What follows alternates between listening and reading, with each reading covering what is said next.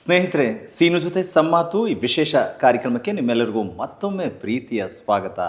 ಕನ್ನಡ ಚಿತ್ರರಂಗವನ್ನು ವಿಶೇಷವಾಗಿ ಸಮೃದ್ಧಿಗೊಳಿಸಿದಂಥ ಮನೆತನದ ಜೊತೆಗೆ ಆ ಮನೆತನಕ್ಕೆ ಸೊಸೆಯಾಗಿ ಹೋದ ಮೇಲೆ ಹಲವು ಜವಾಬ್ದಾರಿಗಳ ಜೊತೆಗೆ ತನ್ನದೇ ಅಸ್ತಿತ್ವ, ತನ್ನದೇ ಪ್ರತಿಭೆ ಎಲ್ಲ ರೀತಿಯಿಂದಲೂ ಕೂಡ ಎಲ್ಲರನ್ನು ಮನಸೂರೆಗೊಂಡ ಅದ್ಭುತವಾದಂಥ ಕಲಾವಿದೆ ಅದು ಶ್ರೀಮತಿ ಶೈಲಶ್ರೀ ಸುದರ್ಶನ್.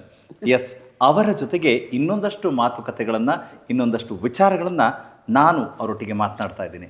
ಅಮ್ಮ, ನಾವು ಸಂಚಿಕೆಗಳಲ್ಲಿ ನಿಮ್ಮ ಜೊತೆಗೆ ತುಂಬ ವಿಚಾರಗಳನ್ನು ಮಾತಾಡ್ತಾನೆ ಬಂದ್ವಿ. ಆ್ಯಂಡ್ ನೀವು ತುಂಬ ಓಪನ್ ಅಪ್ ಆಗಿ ನನ್ನ ಜೊತೆ ಕೂತು ವಿಷಯಗಳನ್ನು ಹೇಳ್ತಾ ಹೋದ್ರಿ. ಈಗ ಅಂತ ಹೇಳಿದ್ರೆ ನಾನು ಅಂದರೆ ಆಡಿಯನ್ಸ್ ಪರವಾಗಿ ತುಂಬ ಪ್ರಶ್ನೆಗಳನ್ನು ಕೇಳ್ತಾ ಇರ್ತೀನಿ ನಿಮ್ಮನ್ನು. ತುಂಬ ಜನ ಮಾತಾಡಿಕೊಂಡ್ರು. ಶೈಲಶ್ರೀ ಸುದರ್ಶನ್ ಅವರು ಅಷ್ಟು ಬ್ಯುಸಿ ಇದ್ದಂಥ ಆರ್ಟಿಸ್ಟ್ಗಳು, ಕೈ ತುಂಬ ಅವರಿಗೆ ರೆಮ್ಯುನರೇಷನ್ ಬರ್ತಾ ಇತ್ತು ಎಲ್ಲ, ಬಟ್ ಯಾಕೆ ಅವ್ರಿಗೊಂದು ಸ್ವಂತ ಮನೆ ಇಲ್ವಾ ಅಂತ? ಅಯ್ಯೋ, ನಮ್ಮ ಸ್ವಂತ ಮನೆ ಇತ್ತು ರೀ. ಹಾಂ, ಅಂದರೆ ಅದು ಮಡ್ರಾಸಲ್ಲಿ. ಓಕೆ, ಹೌದು. ಅದು ಎಂಥ ಜಾಗ ಅಂದರೆ ಕಲಾಕ್ಷೇತ್ರ ಕಾಲನಿಯಲ್ಲಿ ಸಮುದ್ರದ ಎದುರುಗಡೆನೆ ಒಂದು ಮನೆ, ದೊಡ್ಡ ಮನೆ. ಅದು ನನಗೆ ಲಕ್ಕಿ ಡಿಪ್ಪಲ್ಲಿ ಬಂದ ಮನೆ. ಹೌದಾ? ಹೌದು. ಓಕೆ. ಅದೇ 100 ರೂಪೀಸ್ ಎಲ್ಲರೂ ಚೀಟಿ ತಗೊಳ್ಳೋದು. ಅದು ಯಾರಿಗೆ ಬೀಳುತ್ತೋ ಅವ್ರಿಗೆ ಈ ಥರ ಮನೆಗಳು ಸಿಗತ್ತೆ ಅಂತ. ಸೊ ನನಗೆ ನನ್ನ ಚೀಟಿಗೆ ಆ ಮನೆ ಬಿತ್ತು. ಆವಾಗ ಅಮ್ಮ ಹೇಳಿದ್ರು, ನೋಡು ಲಕ್ಕಿ ಡಿಪ್ಪಲ್ಲಿ ಬಂದಿದೆ, ಇದು ಯಾರ ಜಾಸ್ತಿ ದುಡ್ಡು ಕೊಡ್ತೀನಿ ಅಂತೆಲ್ಲ ಹೇಳಿ ಕೊಡಬಾರ್ದು, ಈ ಮನೆಯಲ್ಲೇ ನೀನು ಇರಬೇಕು, that is luck for you ಅಂತ. ಅಯ್ಯೋ, ನಾನು ಕೊಡೋಲ್ಲಮ್ಮ ಅಂದೆ. ಹಾಗೇನೆ ಆ ಮನೆಗೆ ನಾವು ಬಂದ್ವಿ. ತುಂಬ ಚೆನ್ನಾಗಿತ್ತು. ಸಮುದ್ರದ ಮುಂದೆ ಎದುರುಗಡೆನೆ, ಆಮೇಲೆ ಬರೀ ಮರಳು, ಆಮೇಲೆ ಸಮುದ್ರ, ಇದೆಲ್ಲ ನೋಡೋಕ್ಕೆ ತುಂಬ ಚೆನ್ನಾಗಿತ್ತು. ಅಂದರೆ ಆಮೇಲೆ ನಾನೇನು ಮಾಡಿದೆ, ನನಗೆ ಯಾವಾಗಲೂ ಎಲ್ಲಿ ಹೋಗಿದ್ರು ಪರೋಪಕಾರ, ಅಲ್ಲಿ ಎಲ್ಲರಿಗೂ ಹೆಲ್ಪ್ ಮಾಡೋದು ಅಂತ ನಾನು ತಕ್ಷಣ ರೋಡ್ ಹಾಕಿಸ್ದೆ. 50 ಫೀಟ್ ರೋಡ್ ನಮ್ಮ ಇದರಲ್ಲಿ, ಮನೆ ಮುಂದೆ. ಆಮೇಲೆ ರೋಡ್ಗೆ ಇದು ನಮ್ಮ ಕಡೆ ಎಲ್ಲ ಮರಗಳು ಇಳಿಸಿದೆ, ಒಂದೊಂದು ಮನೆ ಮುಂದೆ ಒಂದೊಂದು ಮರ. ಹೌದಾ? ಆಮೇಲೆ ಅದು 2 ಮರದ ಮಧ್ಯ ಇದು ಫ್ಲವರಿಂಗ್ ಪ್ಲಾಂಟ್ಸ್.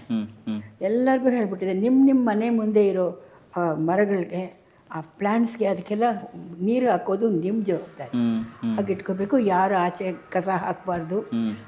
ಕಸ ತೆಗಿಯೋಕ್ಕೆ ಒಬ್ಬರನ್ನ ರೆಡಿ ಮಾಡಿದ್ದೆ.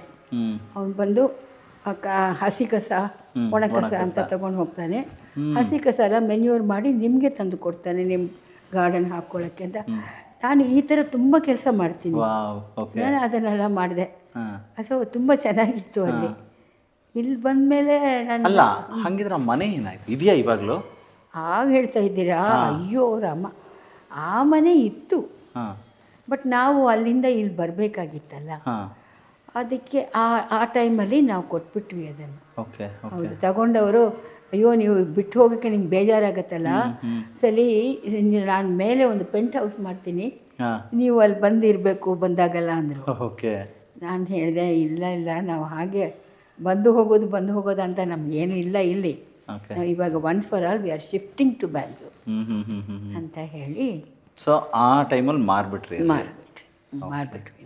ಓಕೆ. ಈಗಂದ್ರೆ ನೀವು ಹೇಳಿದ್ರಿ ತುಂಬ ಪ್ರೈಮ್ ಪ್ಲೇಸಲ್ಲಿತ್ತು, ಸಮುದ್ರ ನಿಮ್ಮ ಮನೆ ಮುಂದೆ ಕಾಣ್ತಾ ಇತ್ತು, ಹೀಗೆಲ್ಲ ಅಂದರೆ I think it will be ತುಂಬ ಒಳ್ಳೆ ಅಮೌಂಟಿಗೆ ಸೇಲ್ ಮಾಡಿರ್ತೀರಾ.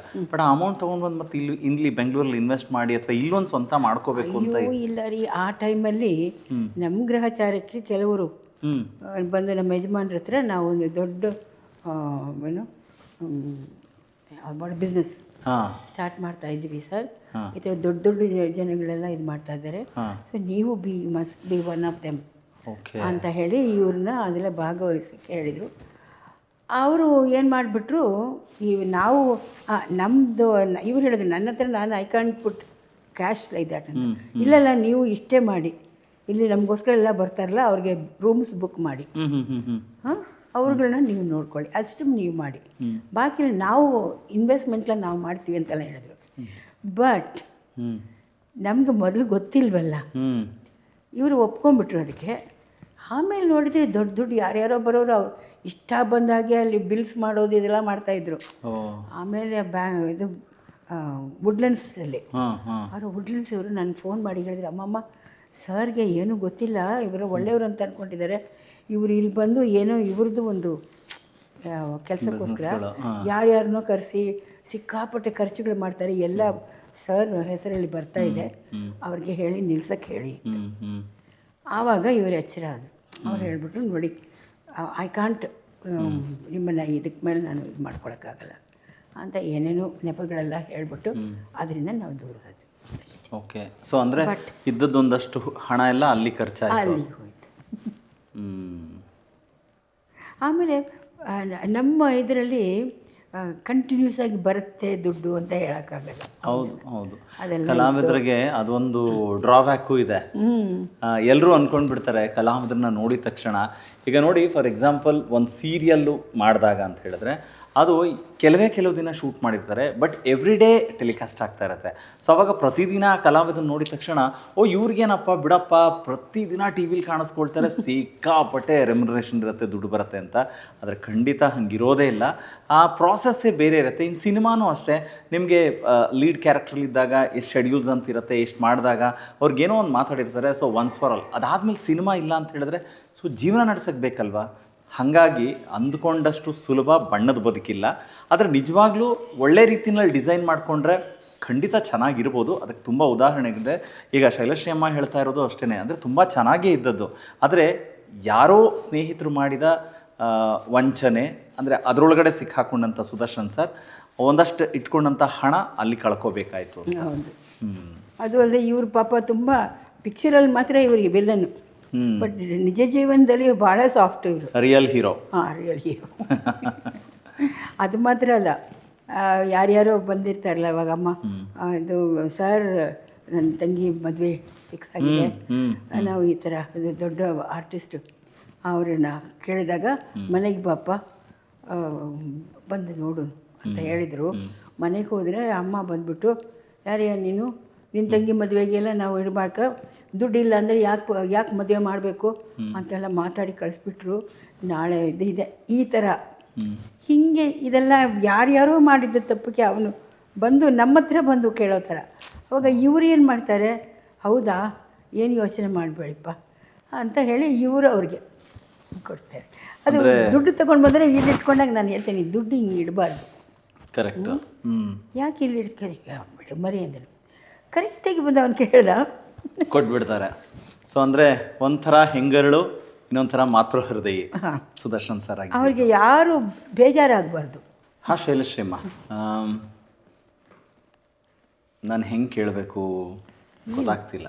ಏನಿಲ್ಲ ಅಂದರೆ ನಿಮ್ಮ ತಾಯಿ ನಿಮ್ಮನ್ನು ಹೆತ್ತಾಗ ಅವರ ಮಡಿಲಲ್ಲಿ ಇಟ್ಕೊಂಡ್ರು. ಅದೇ ರೀತಿ ನೆಕ್ಸ್ಟು ನೀವು ಬೆಳೆಯೋ ಪ್ರತಿ ಹಂತದಲ್ಲೂ ಅಪ್ಪ ಅಂದರೆ ಒಂದು ಸಂಸ್ಕಾರ ಹೇಗಿರಬೇಕು ಅನ್ನೋದು, ಇಂಡಿವಿಜುವಲ್ ಆಗಿ ಹೇಗೆ ಇರಬೇಕು ಅನ್ನೋದನ್ನು ಒಂಥರ ಅವ್ರ ಮಡಿಲಲ್ಲಿ ಸೆಕ್ಯೂರ್ ಮಾಡೋದ್ರ ಜೊತೆಗೆ ನಿಮ್ಮನ್ನು ಬೆಳೆಸಿದ್ರು. ಅದಾದಮೇಲೆ ನೀವು ಇಂಡಿವಿಜುವಲ್ ಆಗಿ ನಿಮ್ಮ ಪ್ರೊಫೆಷನ್ ಅನ್ನೋ ಮಡಲೊಳಗಡೆ ಇದ್ದು ನೀವು ಎಲ್ಲನೂ ಗೆದ್ಕೊಂಡು ಬರ್ತಾಯಿದ್ರಿ. ಆ್ಯಂಡ್ ದೆನ್ ಸಿನಿಮಾಗೆ ಬಂದ್ರಿ. ಸಿನಿಮಾಗೆ ಬಂದರೆ ಅದೊಂದು ಇನ್ನೊಂದು ಡಿಫ್ರೆಂಟ್ ವರ್ಲ್ಡು. ಸೊ ಸಿನಿಮಾಗೆ ಬಂದ ಒಂದು ಸ್ವಲ್ಪ ಸಂದರ್ಭದಲ್ಲೇ ಸುದರ್ಶನ್ ಸರ್ ಸಿಕ್ಕಿದ್ರು. ಸೊ ಅವರ ಮಡಿಲಲ್ಲಿ ನೀವು ಎಷ್ಟು ಜೋಪಾನವಾಗಿ ಆ ಕುಟುಂಬದ ಜೊತೆಗೇ ಬೆಳೀತಾ ಬಂದದ್ದು ಎಲ್ಲ ಆಯಿತು. ಕಡೆಗೆ ನೋಡಿದ್ರೆ ಅವರಿಲ್ಲ ಅಂದಾಗ ಇನ್ಯಾರು ಮಡಿಲು ಅನ್ನೋ ಥರ ನಿಮಗೆ ಇತ್ತು. ಸೊ ಇಂಡಿವಿಜುವಲ್ ಆಗಿ ಒಂದಷ್ಟು ಒಬ್ಬರೇ ಬದುಕನ್ನು ನಡೆಸೋ ಎಲ್ಲ ತಾಕ್ಲಾಟಗಳ ಮಧ್ಯದಲ್ಲಿ ಮತ್ತೆ ತಿರ್ಗಾ ಇನ್ನೊಂದು ಮಡಿಲು ಸಿಕ್ತು. ಸೊ ಇವತ್ತು ನೀವು ಆ ಮಡಿಲಲ್ಲಿದ್ದೀರಾ. ಹೌದು, ಅಂತೂ ನಾನೊಂದು ಮಗು ಥರನೇ ಎಲ್ಲ ಬರೀ ಮಡ್ಲಿಗಳಿಗೆ ಹೋಗ್ತಾ ಇದ್ದೀನಿ ಅಂತ ಕಾಣಲ್ಲ. ಎಸ್ ಸ್ನೇಹಿತರೆ, ಮಡಿಲು ಅನ್ನೋ ಪದ ಯಾಕೆ ಇಷ್ಟೊಂದು ಬಾರಿ ಬಳಸ್ತಾ ಬಂದೆ ಅಂತ ಹೇಳಿದ್ರೆ, ಪ್ರಸ್ತುತ ಶೈಲಶ್ರೀ ಸುದರ್ಶನ್ ಅವರು ಮಡಿಲು ಅನ್ನುವಂಥ ಒಂದು ವೃದ್ಧಾಶ್ರಮದಲ್ಲಿ ಅವರ ಬದುಕನ್ನು ನಡೆಸ್ತಾ ಇದ್ದಾರೆ.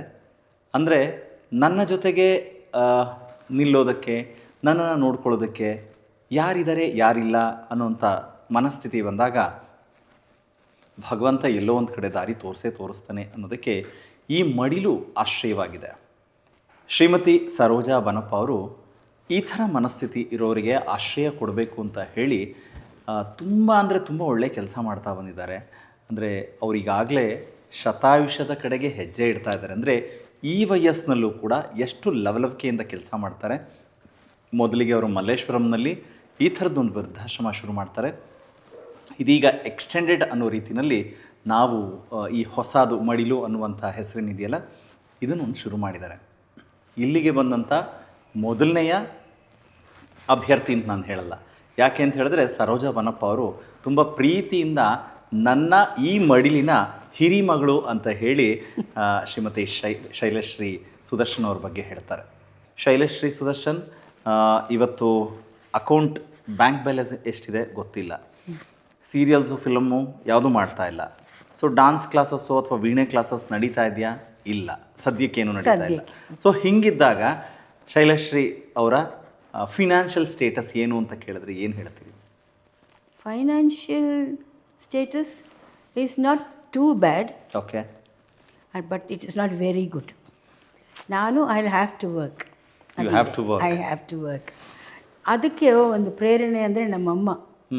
ಅವರ 92nd ಇಯರ್ವರೆಗೂ ಅವರು ಕ್ಲಾಸಸ್ ತಗೊಳ್ತಾ ಇದ್ರು. ಅಯ್ಯೋ, ನಮ್ಮಮ್ಮ ಅವರು ಅಣ್ಣಾಮಲೈ ಯೂನಿವರ್ಸಿಟಿಯಲ್ಲಿ ಓದಿದವರು. ಆಮೇಲೆ ಅವರು ಕ್ಲಾಸಸ್ ಎಲ್ಲ ತಗೊಳ್ತಾ ಇದ್ರು.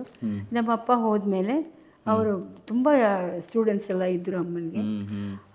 ಎಷ್ಟು ಚೆನ್ನಾಗಿ ನಡೆಸ್ತಿದ್ರು ಅಂದರೆ ಆ ದುಡ್ಡು ಏನು ಬರುತ್ತೆ ಅದನ್ನೆಲ್ಲ ಅವ್ರ ಮಕ್ಕಳಿಗೆಲ್ಲ ಹೆಂಗೆ ಇದು ಮಾಡಿಕೊಡ್ಬೇಕು ಅಂತ ಕೊನೆಗೆ ನಮಗೆ 4 ಲಕ್ಷ ಕೊಟ್ಟರು ನಮ್ಮಮ್ಮ ಕ್ಲಾಸಸ್ ಮಾಡಿ. ಅಂದರೆ ಅಷ್ಟು ಸುಂದರವಾಗಿ ಅವರು ಒಂದು ಇದು ಮಾಡಿಕೊಂಡ್ರು.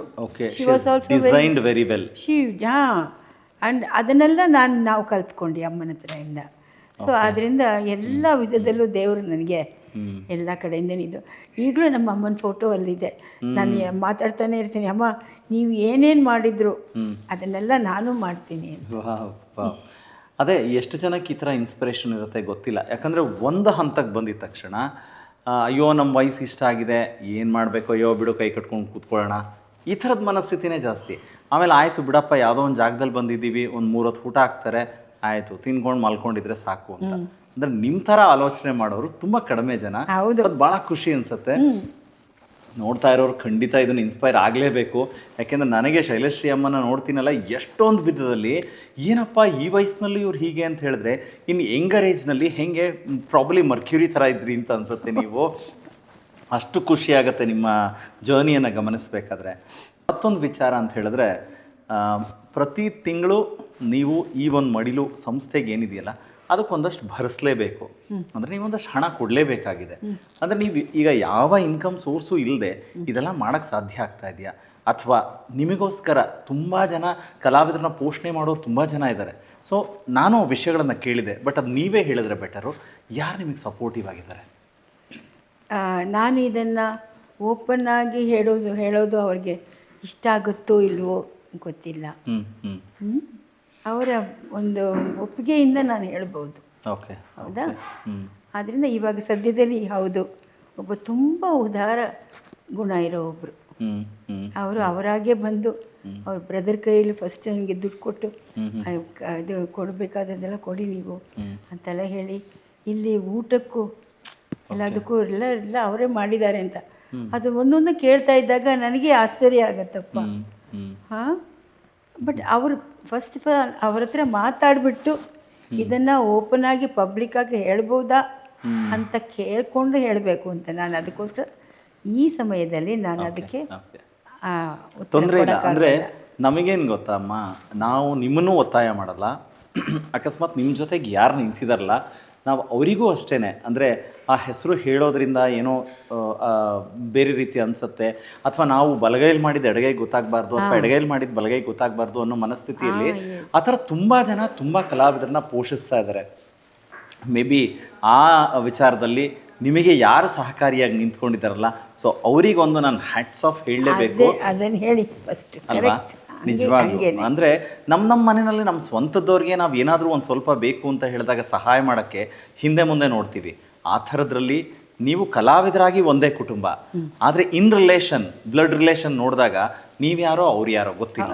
ಇಷ್ಟಾದರೂ ಕೂಡ ಅಷ್ಟು ರೆಸ್ಪೆಕ್ಟ್ಫುಲ್ಲಾಗಿ ನಿಮ್ಮನ್ನು ನೀವಿರೋವರೆಗೂ ನೋಡ್ಕೊಳ್ತೀವಿ ಅಂತ ಹೇಳಿ ಜೊತೆಗೆ ನಿಂತಿದ್ದಾರಲ್ಲ, ಸೊ ಅದಕ್ಕೆ ನಾನು ಎಲ್ಲರ ಪರವಾಗಿ ಒಂದು ಥ್ಯಾಂಕ್ಸ್ ಹೇಳೋಕ್ಕೆ ಇಷ್ಟಪಡ್ತೀನಿ. ಖಂಡಿತ. ನೋಡಿ, ಆ ಪ್ರಾರಂಭದಲ್ಲಿ ನನಗೆ ನಮ್ಮ ಯಜಮಾನರು ಹೀಗೆ ಅವರಿಗೆ ಒಂದು ಆಕ್ಸಿಡೆಂಟ್ ಆಗಿ ಅವರು ಹಾಸ್ಪಿಟ್ಲಲ್ಲಿ ಸೇರಿಸಿದ್ದಾರೆ ಅಂದ ಕೂಡಲೇ ಫಸ್ಟ್ ಪರ್ಸನ್ ಬಂದಿದ್ದು ಅಲ್ಲಿ ಗಿರಿಜಾ ಲೋಕೇಶ್ ಅವರು ಬಂದು ಹಿಡೀರಿ ಇದನ್ನು ಅಂತ ಏನೋ ಕೈಯಲ್ಲಿ ಇಟ್ಟರು, ಹಿಡ್ಕೊಳ್ಳಿ ಅಂತ. ದುಡ್ಡು ಅಯ್ಯೋ ಅಂತ. ಆಮೇಲೆ ನಾನು ಅದನ್ನು ನನ್ನ ಫ್ರೆಂಡ್ ಹತ್ರ ಕೊಟ್ಬಿಟ್ಟಿದ್ವಿ, ಏನು ದುಡ್ಡೆಲ್ಲ ಕೊಡ್ತಾರೆ ಇವರು ಅಂತ. ಅವರು ಅವತ್ತಿಂದ ಅದೇ ನನ್ನ ಕಂಡ್ರೆ ಅವ್ರಿಗೆ ತುಂಬ ಇಷ್ಟ. ನಾವು ಹಿಂದೆ ನಾವು ಮೀಟ್ ಮಾಡಿದ್ದೀವಿ, ನಾವು ಹೈಸ್ಕೂಲಲ್ಲೆಲ್ಲ ಓದ್ತಾ ಇದ್ದಾಗ. ಅದೆಲ್ಲ ನಾನು ನಮ್ಮ ಅಕ್ಕ ಇಬ್ಬರು ಭರತನಾಟ್ಯ ಮಾಡಿದರೆ ಇವರು ಬಂದು ಮಧ್ಯ ಒಂದು ಇದು ಏನು ಡ್ಯಾನ್ಸ್ ಇದು ಮಾಡೋರು. ಓಕೆ, ಫಿಲ್ಮಿ ಡ್ಯಾನ್ಸ್ ಥರ ಮಾಡೋರು, ಮಾಡಿಬಿಟ್ಟು ಹೋಗೋರು ಅಂತ. ಅದೆಲ್ಲ ಅವರೇ ಹೇಳಿದರು ನನಗೆ. ಬಟ್ ಚಿಕ್ಕ ವಯಸ್ಸಲ್ಲಿ ನಾವು ನೋಡಿದ್ದೀವಿ, ಅದೆಲ್ಲ ಗೊತ್ತು. ಬಟ್ ಅದನ್ನೆಲ್ಲ ಜ್ಞಾಪಕ ಇಟ್ಕೊಂಡು ಅವರು ಅವತ್ತು ಬಂದವರು ಇವತ್ತಿನವರೆಗೂ ನನ್ನ ಕೈ ಬಿಡಲಿಲ್ಲ ರೀ. ಅವ್ರು ಹಾಗೆ ನಾನು ಎಲ್ಲಿ ಹೋಗಬೇಕಾದ್ರೂ ಅವರು ಅದನ್ನು ತಿಳ್ಕೊಬೇಕು, ಅದಕ್ಕೋಸ್ಕರ. ಆದರೆ ಅವ್ರ ಮನಸ್ಸಲ್ಲಿರೋ ಆ ಪ್ರೀತಿ ಇದೆಯಲ್ಲ, ಅದೇನು ಬೆಳಿ ವೇಷ ಅಲ್ಲ, ನಿಜವಾಗ್ಲೂ ಹಾರ್ಟಿಂದ ಬರೋದು. ಎಲ್ಲಿ ಮಾತಾಡಿದ್ರು ಅವ್ರು ತುಂಬ ಹೈಯಾಗೆ ಮಾತಾಡ್ತಾರೆ. ಅದಕ್ಕೇನೆ ದೇವರು ಅವ್ರನ್ನ ಚೆನ್ನಾಗಿ ಇಟ್ಟಿದ್ದಾರೆ, ಅವ್ರ ಫ್ಯಾಮಿಲಿ ಎಲ್ಲರನ್ನು. ಎಸ್ ಗಿರ್ಜಮ್ಮ, ನಮ್ಮ ಸೀನು ಜೊತೆ ಸಂಮಾತು ನಮ್ಮ ಎಪಿಸೋಡಿಂದ ಕೂಡ ನಿಮಗೆ ಥ್ಯಾಂಕ್ಸ್ ಹೇಳ್ತೀನಿ. ಯಾಕಂದರೆ ನನಗೆ ಗೊತ್ತು, ತುಂಬ ಸಲ ನೀವು ಸ್ಟೇಜ್ನಲ್ಲಿ ಸಿಗ್ತಾನೆ ಇರ್ತೀರಾ, ತುಂಬ ಸಲ ನಾವು ಮಾತಾಡ್ಕೊಂಡು ಜಗಳ ಮಾಡ್ತಾ ಇರ್ತೀವಿ. ಆದರೆ ನಿಮ್ಮಲ್ಲಿರುವಂಥ ಮಾನವೀಯ ಮೌಲ್ಯಗಳ ಬಗ್ಗೆ ಅದು ಎಷ್ಟು ಹೇಳಿದ್ರು ಕಡಿಮೆ. ಯಾಕಂದರೆ ಎಷ್ಟೊಂದು ಜನ ಕಲಾವಿದರಿಗೆ ಅವರ ಆರೋಗ್ಯ ಸಮಸ್ಯೆ ಇರ್ಬೋದು, ಅಥವಾ ಈ ಥರ ಒಂಟಿ ಜೀವನ ನಡೆಸಬೇಕಾದ್ರೆ, ಅಥವಾ ಅವರಿಗೆ ಯಾವುದೇ ರೀತಿಯ ಆದಾಯ ಇಲ್ಲ ಅಂತ ಹೇಳಿದಾಗ, ಇಲ್ಲಪ್ಪ ಭಗವಂತ ನಮಗೇನೋ ಒಂದಷ್ಟು ಕೊಟ್ಟಿದ್ದಾನೆ, ಅಟ್ಲೀಸ್ಟ್ ನಾನು ತುಂಬ ಕೊಡೋಕ್ಕಾಗಲಿಲ್ಲ ಅಂದರೂ ಒಂದು ಸ್ವಲ್ಪ ನನ್ನ ಕಡೆಯಿಂದ ನಾನು ಸಹಾಯ ಮಾಡ್ತೀನಿ ಅಂತ ಹೇಳಿ ತುಂಬ ಜನಕ್ಕೆ ನೀವು ಸಹಾಯ ಮಾಡ್ತಾ ಇದ್ದೀರಾ. ಹಾಗಾಗಿ ನೀವು ಚೆನ್ನಾಗಿರಬೇಕು ಅಂತ ಶೈಲಶ್ರೀ ಅಮ್ಮನೂ ಹೇಳ್ತಾ ಇದ್ದಾರೆ, ನಾವು ಅಷ್ಟೇ. ಅಂದರೆ ನಿಮ್ಮಂಥವ್ರಿದ್ದಾಗ ಕಲಾವಿದರು ತುಂಬ ನೆಮ್ಮದಿಯಾಗಿರ್ತಾರೆ ಅನ್ನೋದಕ್ಕೆ ನೀವೊಬ್ಬ ದೊಡ್ಡ ಉದಾಹರಣೆಯ ಕಲಾವಿದೆ. ಸೊ ಹಾಗಾಗಿ thank you so much Girjamma, thank you. ನಮ್ಮ ಆಶಯ ಕೂಡ ಅದೇನೆ, ನಾವು ಭಗವಂತನಲ್ಲಿ ಕೇಳ್ಕೊಳ್ಳೋದು ಕೂಡ ಅದೇನೆ, ನಿಮಗೆ ಇನ್ನೂ ಒಳ್ಳೆಯ ಆರೋಗ್ಯ ಕೊಟ್ಟು, ನಿಮಗೆ ನೀವೇನು ಇನ್ನೊಂದಷ್ಟು ಕನಸುಗಳನ್ನು ಕಟ್ಕೊಂಡಿದ್ದೀರಾ ಅಂದರೆ ಇವಾಗಲೂ ಕೂಡ ಹೇಳ್ಕೊಡ್ಬೇಕು ಅನ್ನೋ ನಿಮ್ಮೊಳಗಿನ ತುಡಿತಾ ಇದೆಯಲ್ಲ, ಅದಾಗಲಿ, ಒಂದಷ್ಟು ಜನ ಕಲ್ತ್ಕೊಳ್ಳಿ, ಆ ಪರಂಪರೆಯನ್ನು ಉಳಿಸೋ ಜವಾಬ್ದಾರಿಗಳನ್ನು ಮುಂದುವರಿಸಲಿ. ಯಾಕಂದರೆ ನೀವು ತುಂಬ ಸಲ ಮಾತಾಡಬೇಕಾದ್ರೆ ಹೇಳ್ತಿದ್ರಿ, ನಿಮ್ಮ ಸ್ಟೂಡೆಂಟ್ಸ್ ಇವತ್ತು ಹೊರದೇಶದಲ್ಲೆಲ್ಲ ಇದ್ದಾರೆ, ಅಂದರೆ ಅಲ್ಲಿ ನನ್ನ ಹತ್ರ ಕಲ್ತ್ಕೊಂಡು ಹೋದವರು ಅಲ್ಲಿ ಅಭ್ಯಾಸ ಮಾಡಿಕೊಂಡು ಅಲ್ಲೆಲ್ಲ ಮುಂದುವರಿಸ್ತಾ ಇದ್ದಾರೆ ಅಂತ. ಸೊ ಹಾಗಾಗಿ ಈಗಲೂ ಕೂಡ ಬರೋ ಯಂಗರ್ ಜನ್ರೇಷನ್ಗಳು ಏನಿದಾರಲ್ಲ, ಅವರೆಲ್ಲರೂ ಕೂಡ ನಿಮ್ಮ ಹತ್ರ ತಿಳ್ಕೊಳ್ಳೋವಂಥ ಅವಕಾಶಗಳು ಸಿಗಲಿ ಅಂತ ನಾವು ಅದನ್ನು ಮಾತ್ರ ವಿಶ್ ಮಾಡ್ಬೋದು.